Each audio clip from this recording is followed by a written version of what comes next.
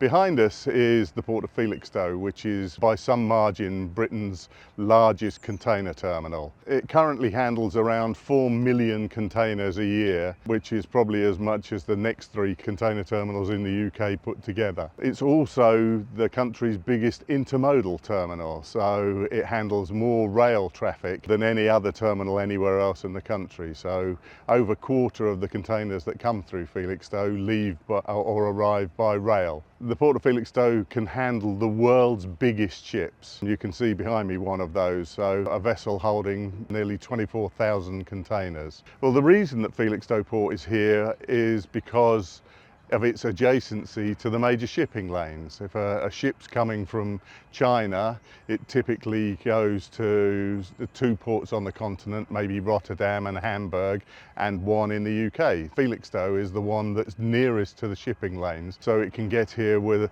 little deviation from the main route that it was going to take. Felixstowe's other asset is its closeness to the deep water that it needs. These big ships need deep water to get in, and there is a deep water channel from out in the North Sea into Felixstowe. The benefits that the Port of Felixstowe brings to the local economy are huge. Firstly, they pay over £1 million a week in wages, so that has a real big impact on the economy of Felixstowe. For every 1 job on the port, there are another 7 jobs in the community. There's about 25,000 jobs that come from having the port here. This part of Felixstowe, the Landguard Peninsula, is absolutely unique. The juxtaposition of the nature reserve and the historic buildings, the fort and the museum, with what I like to call our noisy neighbour, the Port of Felixstowe, and all of the activity that goes on the haven. You just wouldn't find that anywhere else in the world, and it attracts 500,000 visitors a year, so it shows how popular it is.